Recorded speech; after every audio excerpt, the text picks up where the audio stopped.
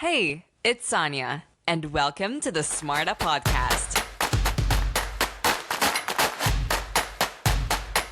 Hi, and welcome to the very first The Smarter Podcast video episode. I am so excited. This has been a long time due, and I cannot wait to just bring you a more enriched experience where you can really sit in and chat as if me and the guest I'm bringing, and in this case today, Frank Sinclair, as if we were right there with you. I want to make sure that you listen until the very end of today's episode because I know it's 100% valuable to you and it can help you improve your life and it can just help you become a better person in terms of acknowledging who you are and having this little self-awareness moment to agreeing on what perspective you have and are standing on and what lens you're viewing your life currently. In today's episode, I'm bringing Frank Sinclair to explore the transformative power of pain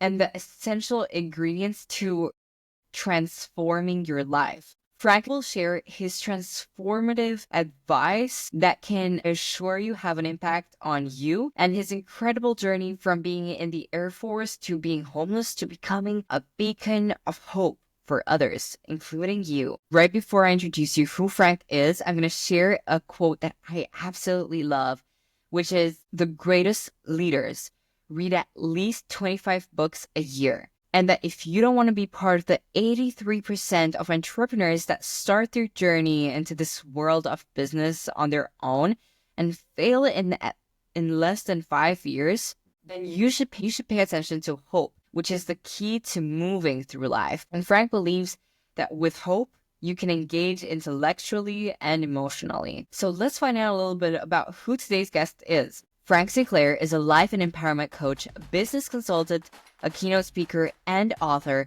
who is on this mission to infuse hope and encouragement into the world.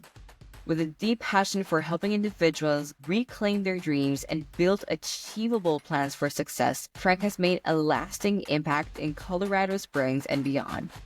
As the author of Dream Again and co-author of Your Personal Life Coach and Your Personal Business Coach, he brings a wealth of knowledge on personal growth, resilience, and leadership. Frank is also the host of the Be Encouraged Show with Frank and Lisa, where he shares inspiring conversations and practical strategies to overcome challenges and achieve meaningful success. A champion for diversity and inclusion, his work as a cultural facilitator has empowered countless individuals to embrace their potential and take bold steps forward. I want to ask you a favor. If you know somebody that wants to learn how to restore hope into their own life, or wants to set impactful goals into their daily routine or navigate the journey to success with purpose and with resilience, please share this episode and rate it 5 stars so we can keep bringing valuable content. Frank Sinclair, I would like to personally welcome you to the Smarta Podcast. Hi, and welcome to the Smarta family. Well, thank you for allowing me to be on. You are incredible. Thank you. You are too. It's always a pleasure. Now, Frank, I always like to start my podcast with 3 main key takeaways. If you could talk directly with the person listening, what are the 3 top advices that you would give them, taking into consideration all the topics that we'll be talking in our discussion today? The top 3. I'm an old guy, so it's hard to distill down to just 3 things, but I'll Yeah, try. might as well. Okay. Number 1, you are an amazing person. No matter who you are, where you are, or what your circumstances are, you're one of 8 billion humans on Earth, and that creates an amazing scarcity creates value. So being one of 8 billion means that you are amazing no matter what. So if you could live into that, that would be awesome. Number 2, you were put on earth for a specific reason. The only way that you serve humanity well is finding out why you're here, first of all. And once you can dig down through all the pain and the muck of living as a human being to find out who you are, then that would transfer into serving humanity well. And lastly, we have encouragement is the foundation of her living. You have to have hope. Encouragement is what fuels hope. So be an encourager. Encourage yourself, first of all. Find ways to encourage you so that you can go out and encourage other humans. I love that. I absolutely, truly love the way you just kicked in with you are an amazing person. And I feel like I should really highlight this because if you agree with me, Frank, it's so easy to get lost in the, let's say, traffic of today and everyday life you're going by with your routine. And especially if you keep aiming and striving to do better and better every single day, you can very easily get lost. And I've experienced this as well. That's why I think you're going to relate to it. If you just take a step back and realize on the progress that you did, you can say, well, hold on a little. I'm actually a lot further in my journey than I thought I was. And I also love this quote that you said, "Speed creates value." I Yes. feel like in today's world, especially that is, there's greater demand for everything, that if you know your true purpose or your true mission in life, boom, you're gonna skyrocket like that among the crowd. I love this start. So now I want to direct you to your book, Dream Again: The Power Mm. of Pain. I want to ask you here, why the power of pain? Is it physical pain, emotional pain, challenges, or obstacles that are presented through your life? Well, the answer to your question is yes. It's all of the above. Yes. All of the above. Pain creates purpose. Really, if you follow the natural flow of the pain points of your life, it will reveal to you the purpose of your life. Because anyone that does anything great in life, there's a pain story behind it. I've never learned anything in my life from the great things I've done or for the lift up the valuable uplifting spaces in my life. That teaches me nothing. Only time that I've learned is through challenge, because humans were designed for challenge. And the reason that we miss our purpose is because we shrink from the challenge and don't face it head on. So pain creates purpose, and the natural flow of pain in our life, whether it be physical, most of the time it's emotional, the things that hurt us, most of the time it involves people. But we live with humans. So the only way that we learn how to live with humans is by dealing with the pain points that relationships cause and coming out on the other side better and finding ways to treat other people not like you were treated. Every experience is a lesson at the end of the day. And humans were designed for challenge. I love the way you just structured that quote there. And with pain creating purpose, I want to challenge you on this one here, because can you tell me a personal story from your own journey that illustrated how you transformed, let's say the person that you were a day ago before this transformative event that created you to be a better person, Frank 2.0?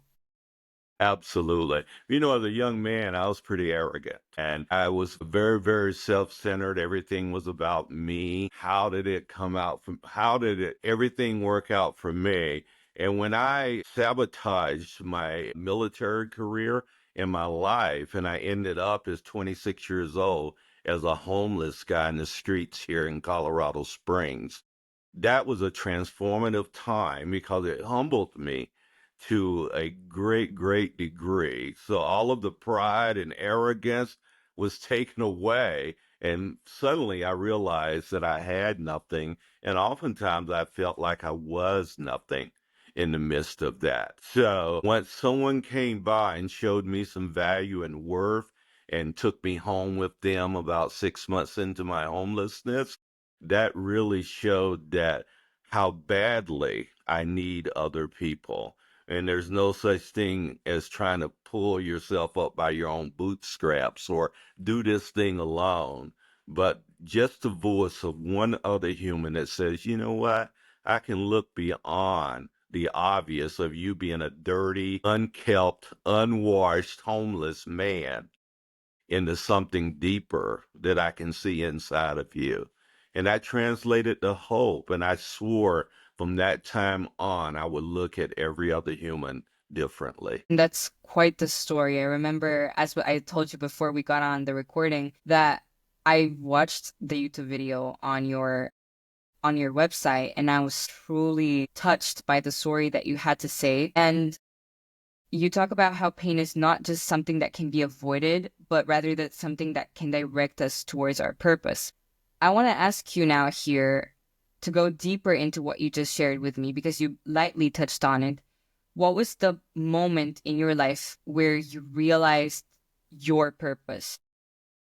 Well, gee whiz, I'm still evolving there, Sonia. There's more to Purpose tell. The story's not finished. Yeah, purpose is always evolving before us. That's why, particularly if you're in business, you have to be willing to pivot from time to time because you're being redirected in your purpose. But my overarching purpose of helping humans find out who they are, and why anyone should care will never change because that's my overarching purpose. So everything else fits into that. When did I find that out? When I went to work in corporate life, I did leadership development, interpersonal communications, diversity work, all that in corporate life. I went, this such a fit for me. This really works. I get joy getting up every morning, going to work and doing those things. And for the very first time, because before I was just chasing money, but then I was chasing purpose, and it changed the way that I looked at my daily work and the things that I got to do and the people that I got to meet. And I became incredibly curious about humanity, and I wanted to know everyone's story. I did. It just that was a pivotal moment for me. I would say it happened about 20 years ago in business when I was working in corporate life. I love that. And leveraging pain for growth and talking about how we were just talking about overcoming our obstacles and purpose. I want to take you on to the direction now that many people struggle to letting go of the past and what's holding them back, whether emotionally, situation wise, if there was something unpleasant. And I want to ask you from your own personal experience, because I believe you have so much to share. What are some practical steps that you learned that someone can take to start leveraging their pain instead of running away from it? Well, number one, you have to realize you're just a human. When you can break down life to that, we're flawed. That's the thing that we have in common. It really boggles Brings us my together. mind that the one thing that we have most in common, we compare and judge and do all of these other things. If you're judging other humans by their flaws, their missteps, their imperfections, you're judging deep down inside. You're doing it to you. That's where that comes from. So when you start to be able to see people and go, you know what, I'm a jacked up human just like you are, right? And I can look at that honestly and embrace my flaws honestly and stop and give myself grace in the midst of all of my flaws and missteps and those type things. We're not talking about horrendous things. Now, those are character issues that you're going to have to deal with. If you're treating people badly, if you're breaking the law or something, we're not talking about those things. We're talking about the standard everyday flaws that humans have to work through. When you become okay that you're flawed, okay that you're going to make mistakes, okay that you get to fail forward, that then life becomes different. You start looking at life differently, and you start looking at everyone else that comes into your life differently because they're going to do the same. They're going to make mistakes. They're not going to get Sonia and I may become friends. Yeah, my grandson's older than you are, Sonia, by the way. He finishes college in May. So, Congratulations, sis. yeah, thank you. Thank you. But I just look at people. I know no matter how well they may try to make themselves look, and because insecurity makes us build ourselves up in the eyes of others, right? Because we're all very insecure. But the truth is, we're all jacked up. Every one of us.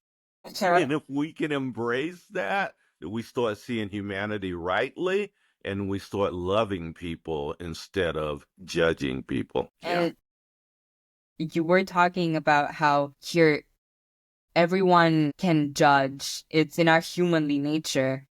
But because you suggest that pain can help us uncover our true purpose, talk to me a little bit, if you will, about what are some signs that someone is on the right path when using their pain as a starting point, as a guide. Some of the key points is that you start acknowledging when you hurt other people, which you inevitably will, because you can't, people are people. You don't know what hurts John may be something different than hurts. It may not be intentional, but you go, I'm sorry.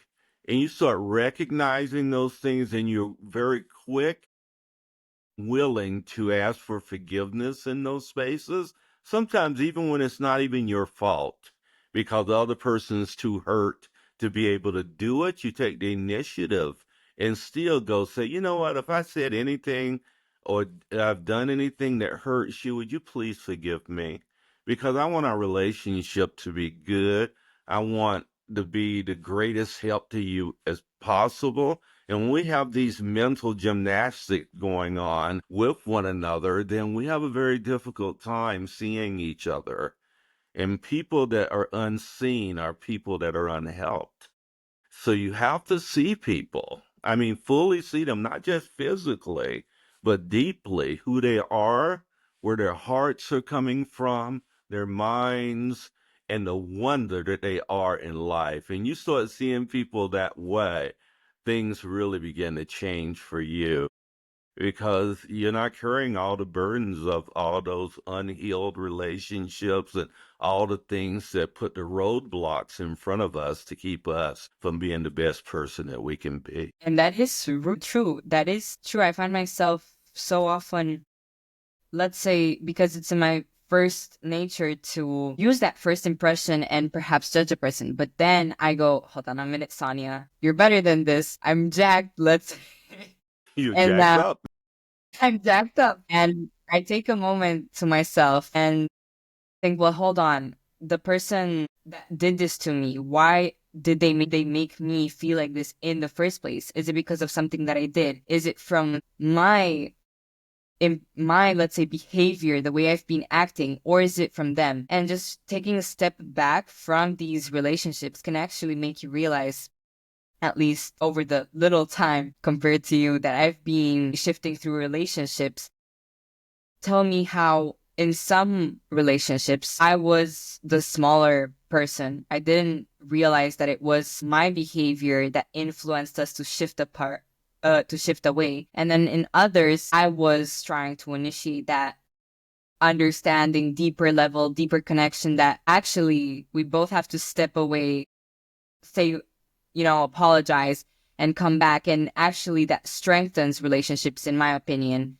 Yes. But you also have to realize if they're on your same level or if they're willing to do that, because maybe you're further ahead on your journey than others are. And you realize that you're trying to do this routine or this habit with someone that isn't ready yet. Right. You're absolutely right. And I'll add to that, you're so wise for someone so young. Thank I had nowhere near your wisdom when I was your age. So that's why I was. I could consider myself as a very humble person. Yeah. Well, you are, and Thank you. we realize that we attract the type of people we are.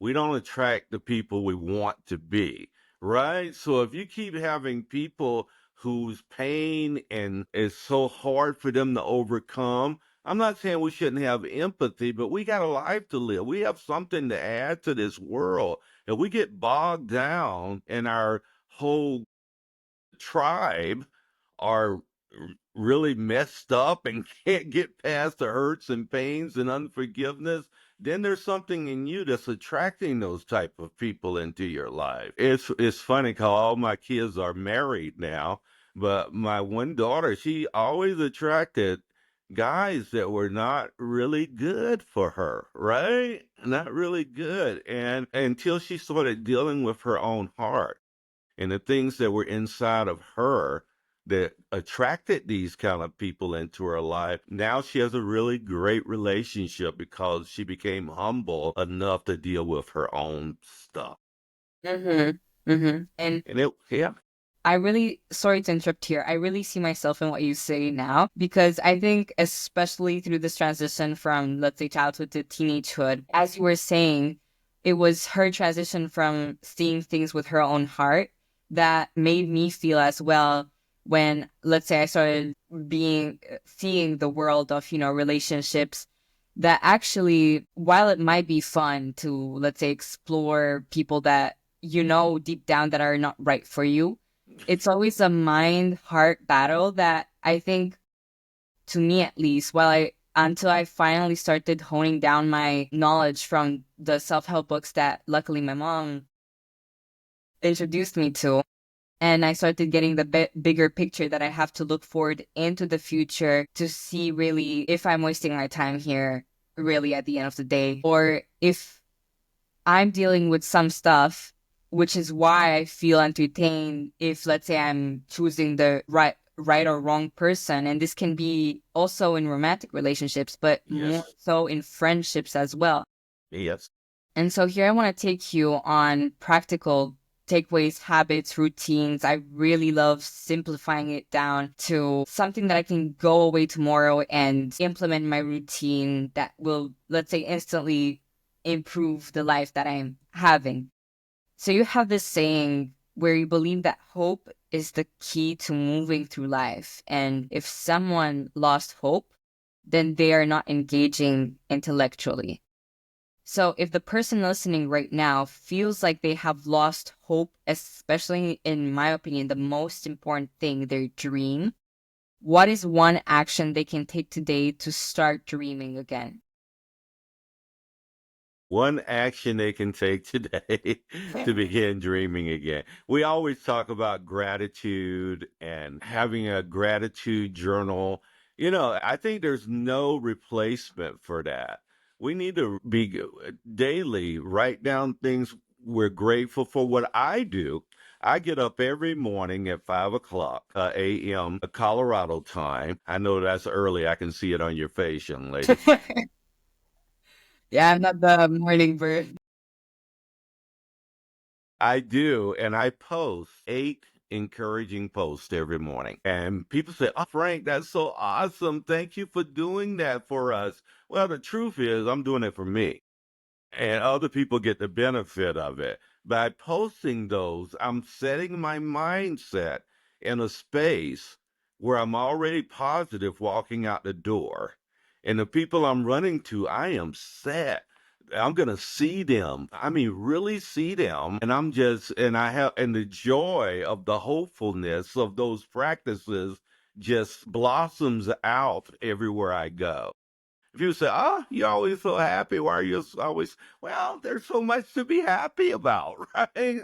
There really is. There's so much to be happy about, so much to be grateful for. So I have gratefulness practices, gratefulness journal. There's nothing that can replace writing stuff down that you can go back to and during those hard times and go, "Oh, but look what happened." Every challenge feels like the end of the world, It does. right? Yeah. Yeah, it does. Feels like the end of the world. But think about it. You've been to the end of the world countless times in your life every time, and you've made it through. And each time it gets more difficult and more overwhelming, and you get even stronger. Yep, you do, because we're built for challenge. And some of the things that, I dare say younger generations aren't, particularly in America where I live, aren't as challenged as we were coming up. I grew up in one of 15 children, sharecroppers working in the tobacco fields, the cotton fields. Our schools didn't integrate until I was in the eighth grade. So I only grew up with other poor Black kids and things. That was our life. We didn't know that's what we were, but that's what we were. And not a lot of educational opportunities, all of those things. And I look back now, Sonia, and I go, I'm so thankful for my upbringing. I'm so thankful I had nothing. Now it's much easier for me to be grateful for anything because I Mhm. had nothing, right? Mm-hmm. Yeah. So those challenges is really what created the opportunity for me to have a mindset of gratefulness for everything. It could have went the other way because I've been fairly successful as an adult, and I could go, I just deserve this, and I'm so smart, and all of these things, and look at me, aren't I great? You right? Which a lot of people do that, and they're miserable. They are miserable because we were designed to be grateful. We were designed to honor other humans. There is no other reason for us to be on earth than to help another human. That's the only reason we exist. So whatever your purpose is, it has to lend itself to helping other people. And if it doesn't, it's really not a purpose. That's the end game for every human on this planet. We are social beings. I mean, at least me, I'm a very extroverted person. If I go a day without talking to at least 5 different people that are not my family, I feel absolutely drained. And it often is because I forget that I haven't had those interactions yet. And I'd like to take you back to something that you said where you were describing journaling and being grateful every day is so impactful. I think it's also because so many things happen during the day, and it's so easy to forget that if you just release your mind and put it down on paper, you not only feel a sense of relaxation because, it can get very chaotic up there, but also because you realize that actually if something, especially recently right before you go to bed or unwind, stressful happen, you realize that actually today was a good day and you can direct your focus to all the good things that you are grateful for. And just a moment of self-awareness here for the listener. I saw this quote in James Clear's newsletter is actually when you wake up in the morning, ask yourself what type of person you are. Are you looking forward to what joyness there is in the world awaiting for you today, or are you looking at all the things that could go wrong?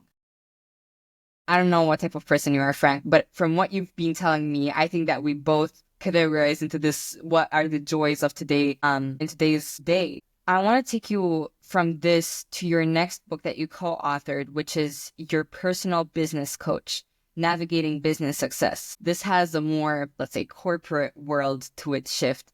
So I'm going to be scaling it up here to, let's say, university students, young entrepreneurs, business people. So if you're one of those people listening right now, you might want to pay attention. So in this book, you follow Daniel's journey of learning that running a business is more than just having a product. Can you talk to me through what are some of the biggest misconceptions new entrepreneurs have about success? Oh my. First of all, that you get to control your pathways to success. I get people, I go, why are you going to be an entrepreneur? And they go, because I can do what I want, get up when I want, My go own where boss. I want. And I'm going, well, that's not true. If that's what your idea of entrepreneurship is, then you're missing the boat.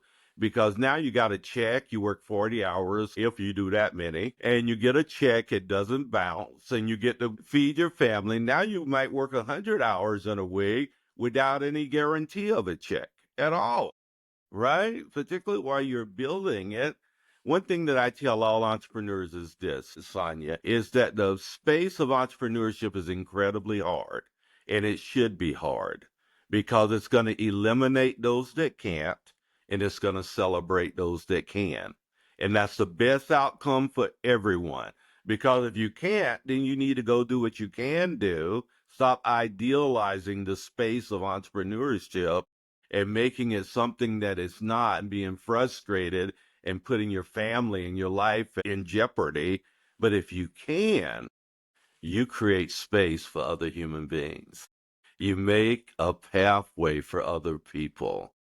And it's so awesome. I love entrepreneurship. I'm an entrepreneurial coach, right? So I love that space is helping people. And the biggest issue is dealing with self-doubt, and the inability to have a compelling vision that guides you forward and helps you to say, you should never hit your vision. Your vision should be so big that it's impossible, right? Because it's what drives you forward in the activities that you do every day.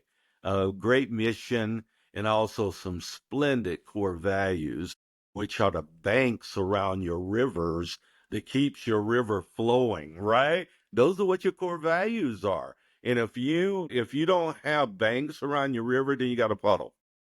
Yeah. Right? Puddles stink because they're stagnant. Nothing's happening.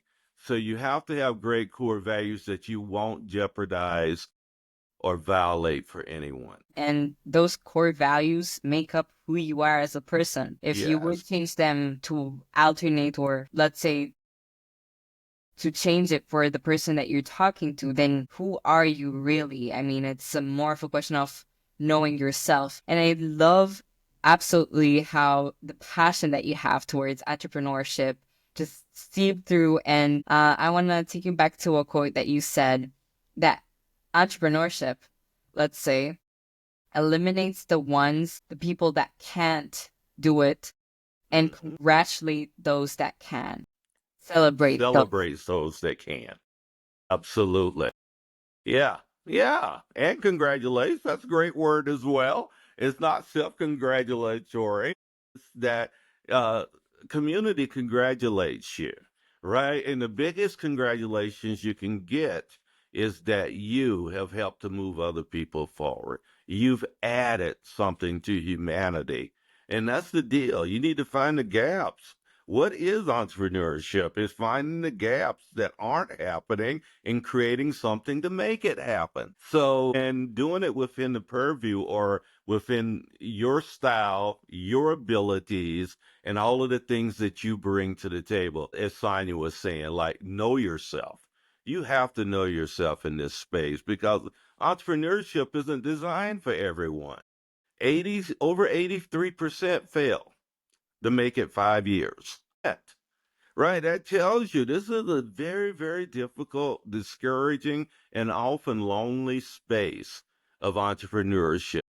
And you make sure you find people in your tribe that can continue to encourage you and lift you up and help you in any way possible as well. So important. Finding that circle of people, close Yeah. circle, I prefer, of people that really challenge you to reach your full potential is so vital. I completely stand on and agree with you on that one here. I talked a little bit about the James Clear newsletter exercise about self-awareness, and your whole book's theme, let's say, is self-awareness and knowing yourself as an entrepreneur. Who are you? And when, let's say, as you were saying, when the checks aren't, 100% there, and you face yourself, you versus yourself, really, do you know where you're going? Do you have a plan? Do you have those goals?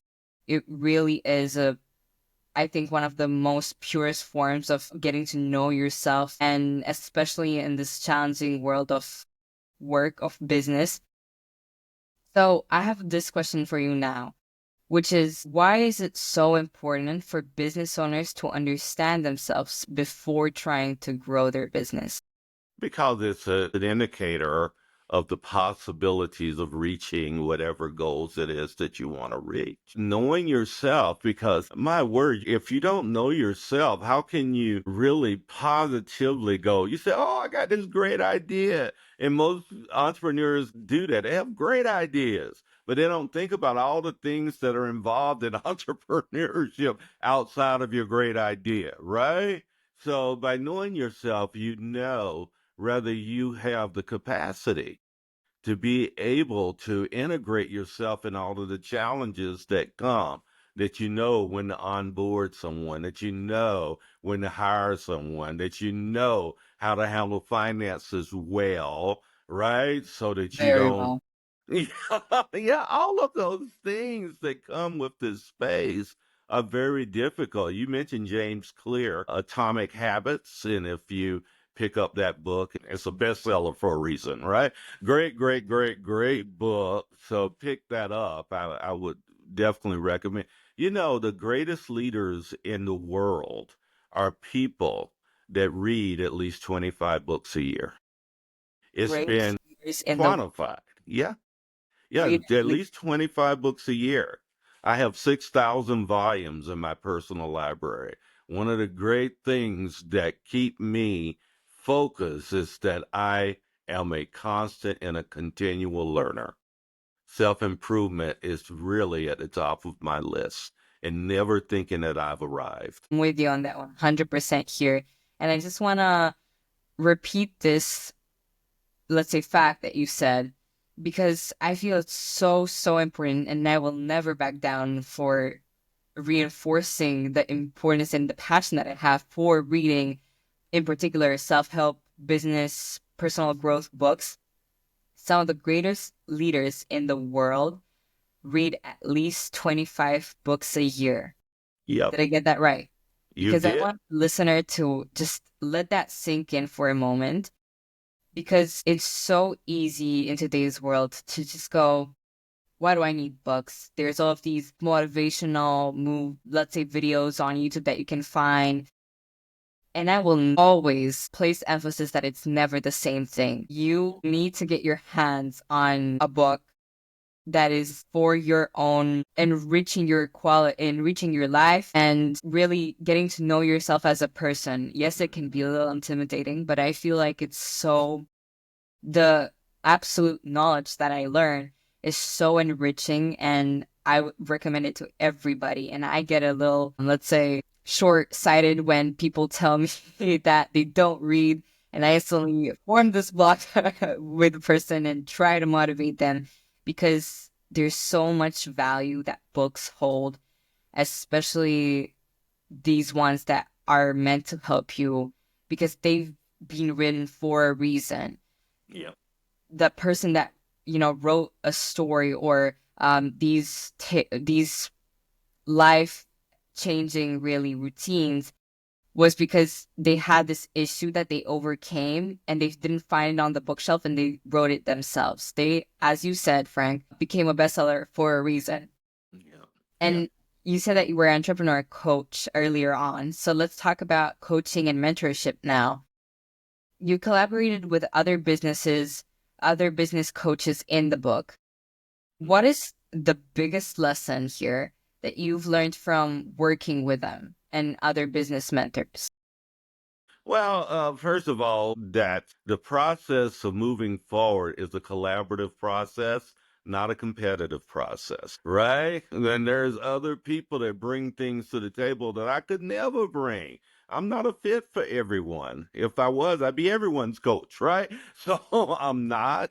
So there's people just by their personalities or their emphasis and their spaces that do things better than me, and some do things worse than me. So I want to try to create some space of collaboration because I don't compete with anyone. Only one I compete with is what I look in the mirror at every day. That's my competition, Yeah. right? Yeah, Yeah. I want to be better today than I was yesterday, and onward and onward and onward. If I do that, I don't have to worry about those needless comparisons. Those are stiflers. They keep people from realizing whom they are, and it keeps them from their forward movement. Comparison is foolishness. And we all do it because we're all jacked up, right? And so well, we all do it to some degree. But when we recognize, we have the self awareness to recognize that we're doing that, it begins to stop easier. And today, I'm gonna tell you, it's not because I think I'm all that. I don't think that at all about myself. I don't compare myself to anyone. And as far as I know, I'm sure there's some people in community that would think otherwise. I don't have anything in me that has a problem with one other human on earth. I just don't. It took me a long time to get there, but I don't. And you know the freedom that you have when you don't have problems with other people? You only have a certain amount of mind space every day. Are you going to use it in that way, or are you going to use it in a positive way? Because no human is energized to do things they weren't designed to do. Go out and do your design. Let the pieces fall where they may. And whomever, because of insecurities and how people are, they're going to create narratives that aren't you. But let them think what they think. What other people think about you is not your problem. It's not your concern. So stop wasting your mind space on that stuff. Yeah. And hold on a second there. Before you lose your track of thought, I wanted to repeat what you said before with the process of this business Entrepreneurship. entrepreneurship. Yes, what you aim to do it is collaborating, not competition. Because a lot of people thrive on this energy that they get from comparing themselves and thinking they can do it better every single day. And this, sprinkle of envy, let's call it that, Yeah. forces other people to not inspire because this would be the good outcome, but copy or try to implement other people's routines into their own. And comparison is foolishness. I love that also. I feel like it's so easy, something so easy to do that. People often get caught in their way of life thinking comparing myself to others is normal. And it is, because we've all been there, especially in today's world with social media. It gets very easy to just start comparing yourself to a lot of people, especially ones that are following the same track of where you want to be, what you want to do, and your goals in life. But it's foolishness. I feel like that really simplifies us off to really what it is. Because at the end of the day, what does it do? It just makes you feel worse. Yep. And they don't even know it. Exactly. Doesn't affect them at all. Yeah. Yeah. Yeah. It is foolishness. And this can also relate to a sort of business challenge, especially seeing as you're so into entrepreneurship. I want to ask you now, what are some of the most common struggles that you see in entrepreneurs facing today? And if you've got one way to overcome them?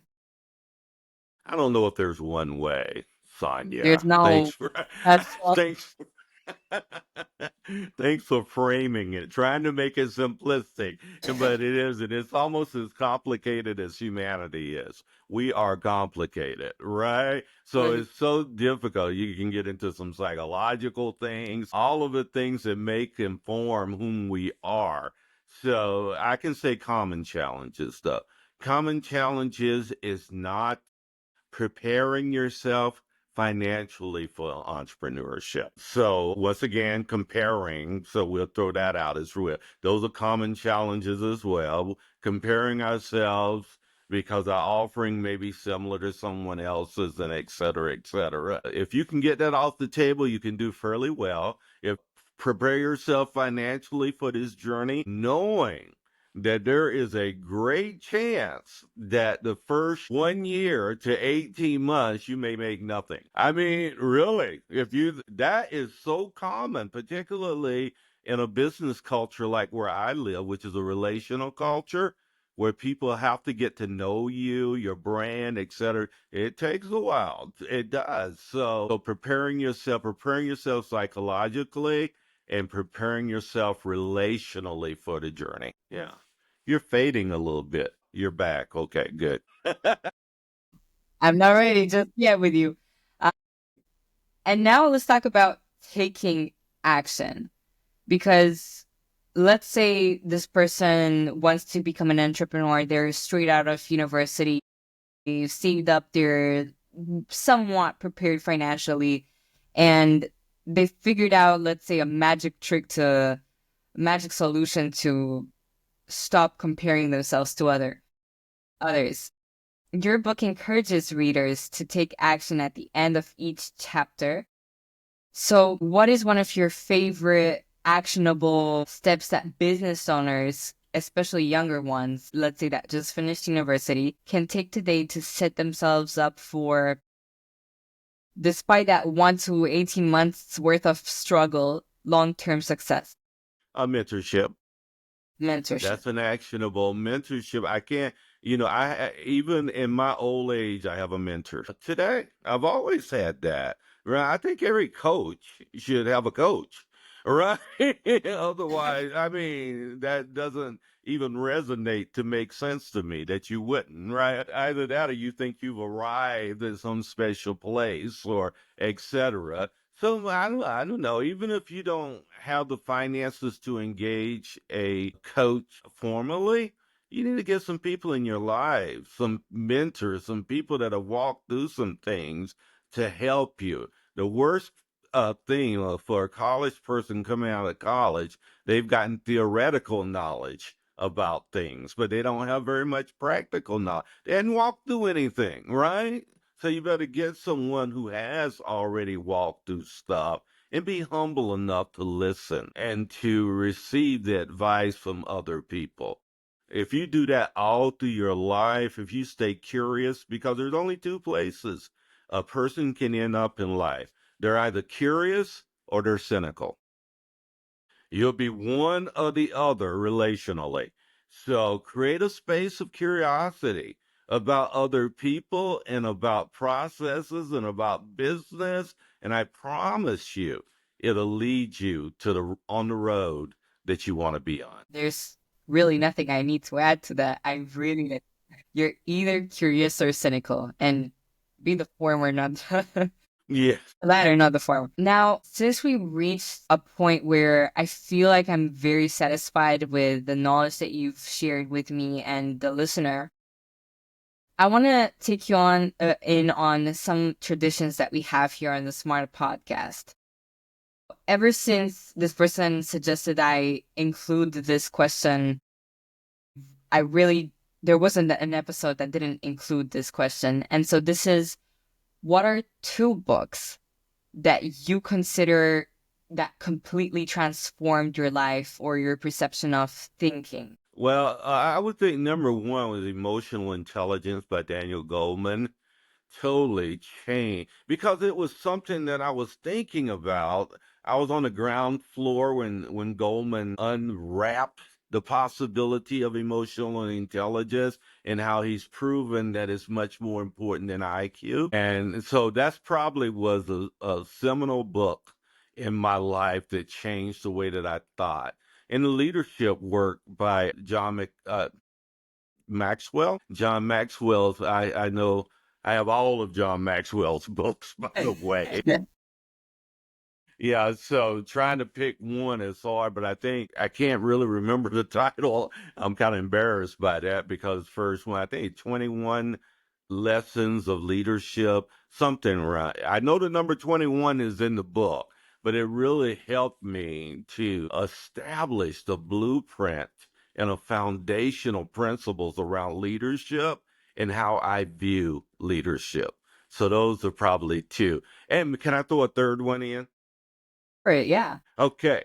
Carol Zeck's book, her last name is Dweck. She's a professor in Stanford and on mindset. It is the number one book in the world that helps us understand how our mindsets work. Can you just repeat that title for me? Yeah, the Dr. Carol Zeck, I don't know if I'm pronouncing her name right. It's Dweck is her last name. And the book is simply titled Mindset. So just to make sure I got all three down, emotional intelligence, because this one is in my library and my mom's read it and she's insisting that I spiral it up to closer up at the top of the list of to be read. And I know the importance of this book, and especially as we have some mother-daughter time, she never once fails to mention that EQ is more important than IQ. So I'm very familiar with this one. It's a love-hate relationship with my mom. And then the leadership book by John Maxwell. Mm-hmm. And Yeah. Mindset by Carol Dweck. Yeah. All right. Yeah. Now, Frank, I want to move you in on the tradition where I ask my previous guest to leave a question for the next one. And so my last guest, Margareta Saylor, left over this question for you. When did you know that you have found your career path? I think I've known it for 25 years that what I was put on earth to do. I've known that. Fear Other things kept me from jumping into the entrepreneurial space. I've been an entrepreneur for 8 years now, but I've known that. I knew my design. I knew that my specific reason for being about 25. Yeah, I'm in my 60s now, so don't be too impressed by that. I've still got quite a way to go then. Wow.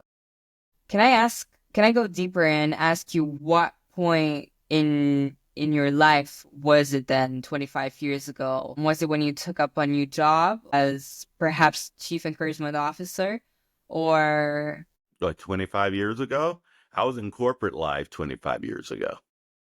And you know what changed? Because I had this deep rooted insecurity because of the way that I was raised, my environment, all the things that formed me.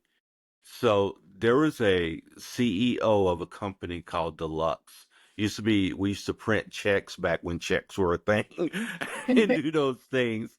And I applied to go on their diversity council. They're nationwide. There's about 19,000 employees. And I was selected. Not only was I selected, this CEO became my personal mentor.